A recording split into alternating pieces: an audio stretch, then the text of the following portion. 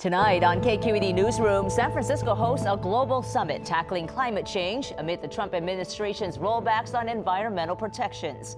Also, checking up on California's legal pot market, from testing the safety of cannabis to keeping track of where it goes. Plus, 2 governors spanning 4 generations. A new book examines California's history through the story of the Brown family. Hello and welcome to KQED Newsroom. I'm Thuy Vu. We begin with the environment. This week, thousands of people attended a global summit on climate change in San Francisco. Industry titans such as Mark Benioff of Salesforce was there, plus politicians from around the world and actor Harrison Ford. Educate and elect leaders who believe in science and understand the importance of protecting nature. Stop, for God's sake, the denigration of science. Stop giving power to people who don't believe in science, or worse than that, pretend they don't believe in science for their own self-interest. The event was launched to show that cities, states, regions, and industries are stepping up to meet the carbon-cutting targets of the 2015 Paris Climate Agreement. On Monday, Governor Jerry Brown signed a bill requiring California to generate all its energy from renewable sources by 2045. Brown co-hosted the summit along with former New York Mayor Michael Bloomberg. They sounded a defiant note against the Trump administration, which pulled out of the Paris Agreement last year. Their message: cities, states, and industries can protect the environment even when the federal government won't. Joining me now to talk about the Global Climate Action Summit are UC Berkeley Energy Professor Daniel Kammen and San Francisco Chronicle reporter Kurtis Alexander. Welcome to you both. Kurtis, you have been covering the Climate Change Summit. What do you think it accomplished this week? Well, the Climate Change Summit was not the Paris conference that the world had held 3 years ago, so it wasn't national leaders coming to the table to agree on a landmark deal to cut greenhouse gas emissions. What it was about was cities, states, and businesses and other regional actors really getting together to figure out what they could do to try to help the national efforts reduce greenhouse gas emissions. I think they talked a lot about kind of what they're doing. They showcased their efforts. And I think they're going to go home with a lot of knowledge on what they can do better to try to help reduce greenhouse gases. So a bottom-up approach, is that effective, Dan? Well, it is. In fact, we've seen, especially now with really challenging politics in Washington, D.C., that this subnational approach, so-called under 2 MOU, the under 2 degree coalition, now it's up to 220 some members around the world. It's more than 40% of the global economy. It's a group of the coalition of the willing, and everything from installing solar panels to investing in climate-smart transportation and food. There's a lot you can do, and these groups need to learn from each other because there is no umbrella organization except for this thing that California is co-chairing. And then one of the other things that stood out were all the protesters, thousands of demonstrators throughout the week. Why were they protesting? Well, it's a really interesting moment where environmentalists are protesting at an environmental summit, and that really shows you how engaged many people are, and to what extent what we're seeing is action by those who are willing to act, but also recognition that we're not moving fast enough on many fronts. So the protesters have a really valid point, but it's in this context of these are the group who already want to get something done. So it's this mix of how far do we have to go and how much do we need to push back against the parts of the world and the politics that are not enabling us to go green. And it is really interesting because across the world, Governor Jerry Brown is seen as sort of a leader on climate. Yet, like you said, at this conference, we had hundreds of protesters knocking at the doors and even interrupting a few of the speakers during the sessions. But in California, the governor has approved additional fracking, additional offshore oil drilling, and like Dan said, there are people who just say you need to stop all new oil development. Because they don't feel he's anti-big oil enough, despite all his other climate and environmental initiatives. That's right, but at the same time, the governor signed 2 really landmark things on Monday to really kick the summit off. One is to commit California to being 100% clean energy by 2045. Then he followed that just a few hours later with an executive order that said we have to go to all clean energy and zero carbon in our economy overall. And once we get there by 25 or by 2045 or before, then we need to go carbon negative. So we need to grow more trees, we need to suck carbon out of the air, we need to give ourselves some breathing room, if you will, because a lot of the world isn't going fast enough. Those are landmark, but we can't leave the social justice behind, and that's really what the protesters were focusing on. Kurtis, what were some of the other bills the governor signed yesterday? He signed a whole slew of them. He has. He signed a lot of bills this week. I think, like you said, the most important was getting California on the path to being 100% renewable energy by 2045. But yesterday he focused on the transportation sector, which is sort of a stubborn sector when it comes to trying to reduce greenhouse gas emissions. It accounts for about 50% of the state's greenhouse gases. What he did was he passed a number of bills that are going to encourage more people to buy electric cars, encourage electric van pools. And one of them that stood out to me was putting standards or requirements on ride-hailing companies like Lyft and Uber to make sure they're putting enough electric cars on the road, since they're becoming an increasing amount of the traffic on California highways. And so here in the Bay Area, Kurtis, what are some of the things that Bay Area cities are doing to fight climate change? Well, the first thing, and I think this is sort of the low-hanging fruit, is they're moving to buying more renewable energy. That's one of the things they're doing. Another thing they're doing is trying to encourage the electrification of transportation systems to prevent cars and buses from putting out greenhouse gases. One thing that the San Francisco Department of the Environment is working on is an initiative to generate zero waste in the city. And that's big because when you put trash at landfills, it generates methane, which is a much more potent greenhouse gas than carbon dioxide. At the summit, about 24 other cities joined San Francisco in that initiative to try to commit to zero waste, which they probably won't do anytime soon, but it's a very admirable goal.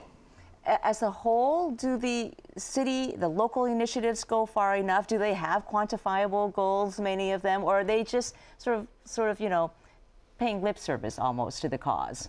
Well, it's definitely not lip service, but it's also not far enough. And one of the real features of the summit was to learn from one city to the next. Singapore does something really innovative on electric vehicles, having on-road charging for them, so you can pay with your Easy Pass kind of thing. Another city has a program to invest in urban infill agriculture.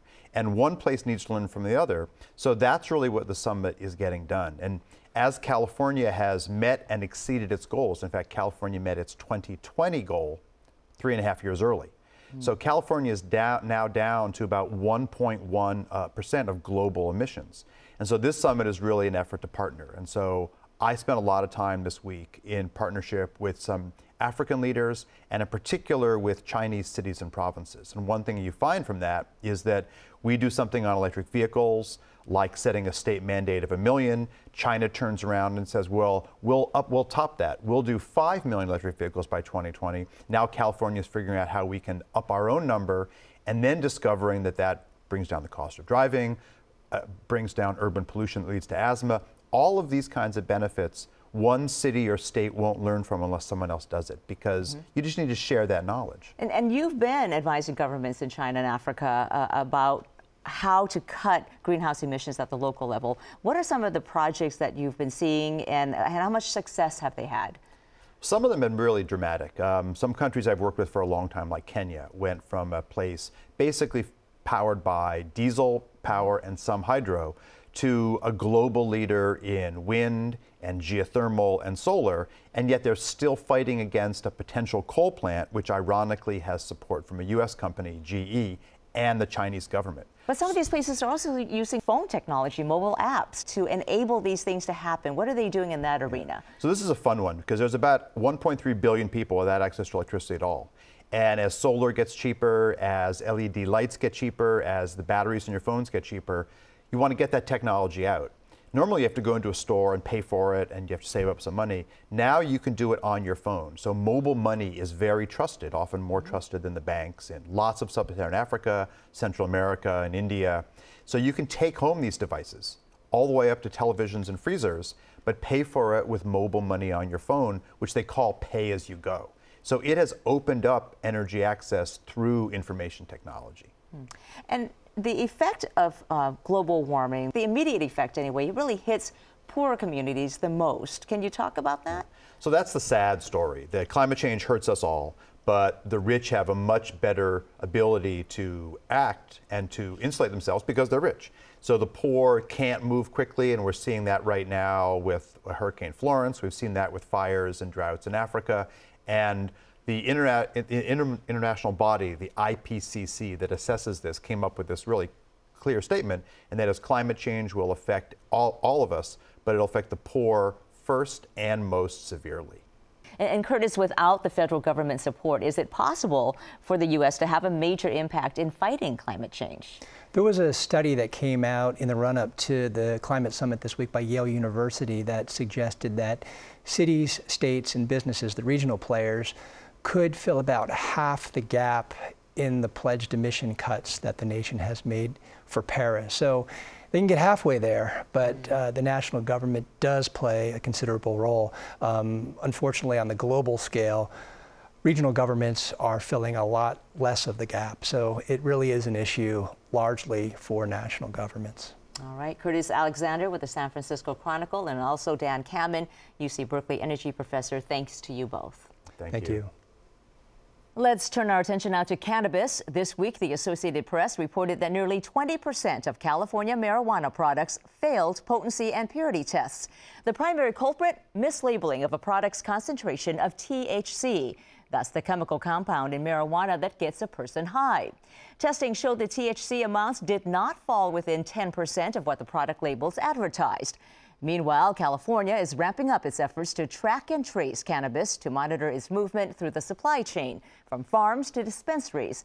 With us now to take a closer look are David Downs, California Bureau Chief for Leafly.com, and Josh Drayton, spokesman for the California Cannabis Industry Association. Nice to have both of you back. Thanks for having us. Josh, you're with the trade group for the cannabis industry. What is your reaction to the finding that nearly 20% of California's marijuana products failed tests for potency and purity? You know, I would say I'm not surprised. This is an issue that our association has identified, months back. I think knowing that mandated testing was coming online on July 1st, the industry should have done more to get prepared for that. They knew what the testing requirements were going to be, but I also think that a lot of the challenges are landing within the testing labs. You know, they only came online July 1st as well. There's no standardized mechanism right now, no standardization of testing labs, and there's not much oversight at this point. So one lab could find one finding and test another lab could test the exact same product and come up with something else, different results? That is a possibility, but that also, part of the conversation needs to be the different items and the different variables unique to cannabis. If a flower is exposed to too much air, it's going to change testing results. If it receives too much light, it's going to change testing results. So there are a lot of variables that could change the testing from one lab to the next.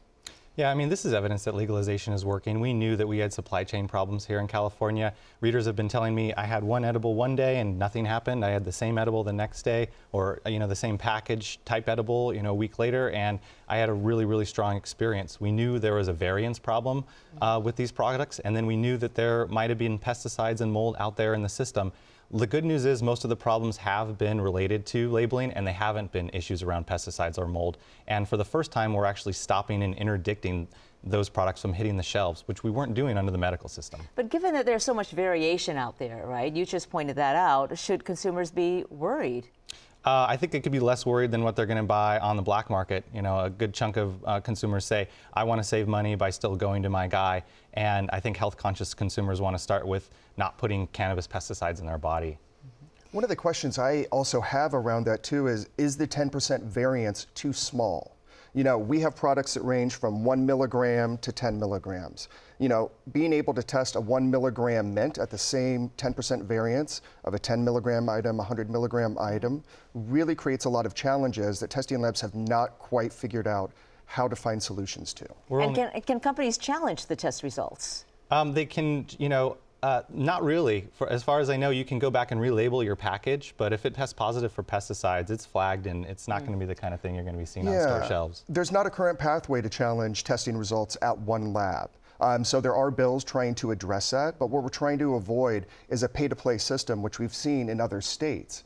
Passing an item through one lab, or let's say it fails, taking it to the next lab that says, okay, we can pass that through and we'll increase potency.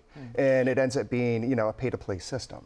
Let's talk a little bit about the track and trace system for cannabis as well, because the state is ramping that up. How does it work, David, and how are things going? We're going to try to track and trace every single cannabis plant in the state, and we're talking about millions and millions of plants per year. We've seen these sort of technocratic solutions come online in Colorado and Washington, and they have their failures. You know, we have trouble keeping Gmail working or Slack working in our offices. Imagine trying to keep this third-party system going, you know, when you're working with the state. What kinds of failures have other states seen? You know, we can deal with issues of the system coming down. So one of the regulations right now would say that all stores must stop doing any sort of transactions if Metric, which is the vendor that California is using, goes down. We're trying to see, critics want to see that particular rule go away. These systems are subject to data breaches, they're subject to internal issues, and then it's just like any government procurement process where you have a third-party vendor who's not performing up to snuff. I mean, imagine you know, running Internet Explorer at your work. So regarding data breaches, does that mean that private consumer information is also subject or vulnerable to these kinds of breaches? We have seen that in the past. That has happened in other states. I think from an industry perspective, our big concern is if Metric goes down, and it inevitably will, they've gone down in every single state, there is no pathway to continue to get product en route from a distributor into the retailer. It has to stop completely. There's not a paper path, there's no other mechanism where we can continue to move that product. We also have farmers that are up in the hills on solar power with no connection to data necessarily. They're trying to plug into this system. Everyone's going to have to learn how to use it manually at a terminal, and it works like a DMV terminal. It's not very user-friendly comparatively. We don't have the robustness of open source development here, challenging and checking Metric for privacy as well as security, and so there's going to be issues. There's been issues in other states. Okay, and just to remind people, Metric is the third-party vendor that's doing the tracking and tracing. Won the contract. And the thing with track and trace, though, is that it doesn't monitor the vast amounts of marijuana from unlicensed growers, right? So is there any evidence that legalizing recreational marijuana here in California is helping to decrease the black market, which is one of the objectives? Well, I think it's a process. I don't think we can anticipate that come January 1st of 2018, when California had adult use go into play, that was going to solve all of our problems and fully mitigate the illicit market. What I do think is that it is a process. The illicit market is going to have a lot harder time in any way, shape, or form working with retailers, selling to consumers, because we're going to be able to track every plant all the way to the consumer level. California, so it's an over the time process, I believe. Yeah, and California doesn't exist in the vacuum. There's obviously 61% of Americans that support legalization. They are pulling cannabis out of California to their states. There's this demand out there. So 4 of the 5 of the pounds we're growing in the state are leaving because they're demanded elsewhere. As long as that demand exists, because there's no state regimes there, there's going to be this impetus to grow it and ship it. And we're dealing with that right now. And since you brought up, you know, voter sentiment with the midterm elections coming up, are you seeing this idea of legalizing recreational marijuana spread from the coastal states more inland? That's right. We have 4 ballot initiatives in the midterm elections. It's, you know, get out there and register. Michigan, North Dakota, Missouri, and Oklahoma are all going to have referendums on either recreational legalization or medical legalization. You know, and these are really the new battleground states, and it's evidence of how this has become a bipartisan issue, both, you know, on the coast and in the middle of America. And what we're also seeing in California is roughly 30 initiatives on the ballot for November. So as an association, as we've just made our way through public comment, our focus now needs to be on, you know, finding candidates at the city council level, at the county supervisor level, to figure out who's willing to work with the industry so we can start to open up the local municipalities that are still in a ban. In California, there are a number of bills before Governor Brown, right? How likely is he to sign them? You know, I would say there's a lot of bills in front of Governor Brown right now. There are a few priority bills that we're watching closely. One of those bills is going to create a provisional license period, and that is to deal with the end of the temporary license, which happens on December 31st. So there's a compassionate care bill that I think would have great impact. There's a distributor-to-distributor bill that I think will have great impact. So I would say roughly there are 10 bills touching cannabis that are on his desk that he could sign by October 1st. And David, just about 30 seconds here. Where's the cannabis industry headed next? What are some of the new trends you're seeing emerging? We're going to see continued regulatory bite down. You know, it's a phase-in process that the Bureau of Cannabis Control has begun, and so rules are going to become even stricter on the purity of the products that are on shelves. We're also going going to see more choice. Prices start to come down as more of the industry adapts to this new environment. All right, David Downs with Leafly.com and also Josh Drayton with the California Cannabis Industry Association. Thanks to you both. Thanks. Thank you. And now to California's political dynasty. In the last 120 years, California has elected Democrats as governor just 5 times, and 3 of those times they have been from the same family. First Pat Brown, and then his son Jerry Brown reshaped and reinvented California. A new book examines the role the Brown family played in the state's history, from the gold rush through today. The Browns of California, the family dynasty that transformed a state and shaped a nation, is written by Pulitzer Prize-winning journalist Miriam Powell. She spoke with KQED politics editor Scott Schaefer. Miriam Powell, welcome to KQED Newsroom. Thank you. Thanks for having me. So this book is part history, it's part biography. Why did you decide to tell the story of California through the Brown family? Because I thought that the 4 generations of Browns just so mirror, the arc of that family so mirrors the history of the state of California, that it was a great vehicle for saying some really fundamental things about the history of this place. And in turn, the family was so important and influential in shaping it. I mean, between Pat and Jerry Brown, they have governed the state for more than almost half of its modern history. Yeah, and Pat Brown, of course, born in San Francisco, as was Jerry Brown. Jerry Brown's grandmother moved here from the ranch to get to the big city, I guess. And Pat Brown was elected governor in 1958. What kind of a politician was he? Pat was the perfect politician for that era of this incredible expansion and explosion of the state, which to some degree mirrors, again, the way that California was formed, how it joined the Union. I mean, the other thing about the family is it's an immigrant story. It's about German immigrants and Irish immigrants and that sort of opportunity to remake yourself in California as a land of opportunity. And Pat was just, you know, beloved, ebullient, gregarious person. Kind of a backslapper. Really believed that if he could just talk to everybody in the state one-on-one, he would win every single vote. And how do you think California shaped him? It'd be hard to find someone who is as passionate about the state as Pat Brown was. He just believed that it was the only place on earth you would want to live. That he was a backpacker into his advanced age, grew up going to Yosemite every summer, really instilled in his whole family a love of that outdoors and the environment and the importance of the natural world. And as governor, he gets elected in 58, reelected in 62, beats Dick Nixon, and then Ronald Reagan comes along. What happened that led to his downfall and defeat in 1966? The end of that era of expansion, that sense that suddenly bigger was not better, that the state was kind of out of control, the riots in Watts, the student rebellion in the campus of Berkeley, Ronald Reagan's campaign slogan was clean up the mess at Berkeley. Just to the sort free of speech movement and all that people stuff. were tired of Pat Brown, and they were ready for someone who was a good TV personality also, which was not something that Pat Brown was. And Jerry Brown, before he got into politics, was in the seminary, Jesuit seminarian. How did that influence, do you think? How did it shape him as he did get into politics? I think that the Jesuit piece of Jerry Brown is a very important and key part of his personality, his philosophy. Went to Jesuit high school, St. Ignatius, Santa Clara College for a year, and then 3.5 years in the seminary.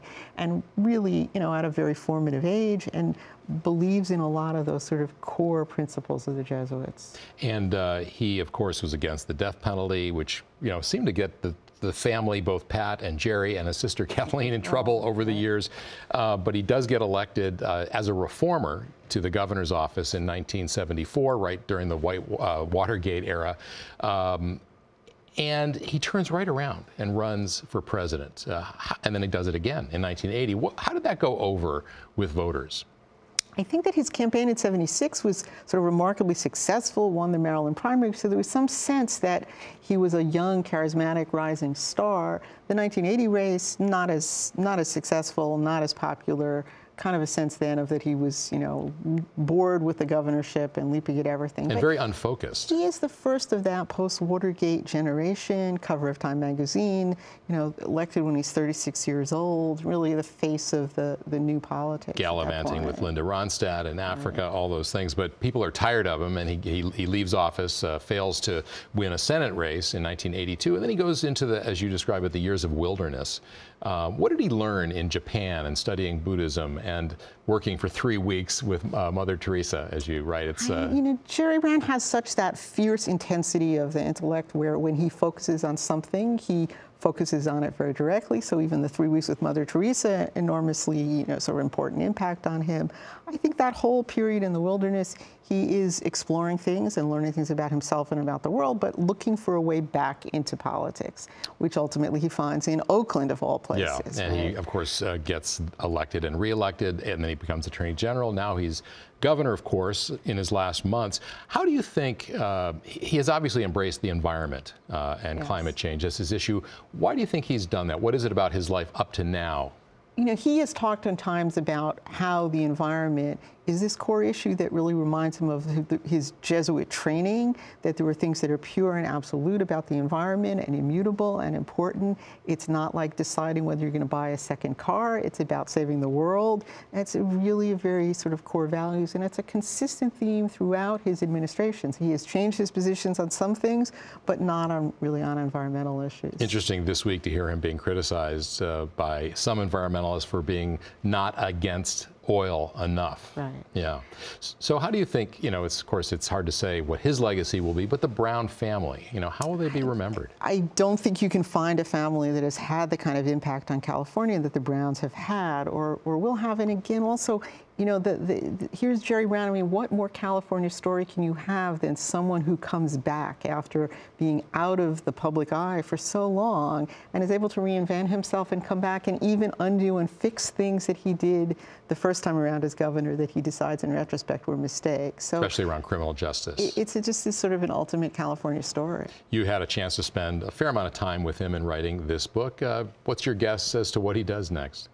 You know, I think he will continue. He will go to Calusa, to the ranch that his great-grandfather settled on in the 1800s, and which he views as very much the ancestral home and an important, almost spiritual place. I think that he will try to be a force on climate change and on nuclear proliferation in the ways that he has been, and continue to be an international voice on those issues. All right. The book is called The Browns of California. Miriam Powell, thanks so much for coming in. Thanks for having me. And that will do it for us. As always, you can find more of our coverage at kqed.org/newsroom. I'm Thuy Vu. Thank you for joining us.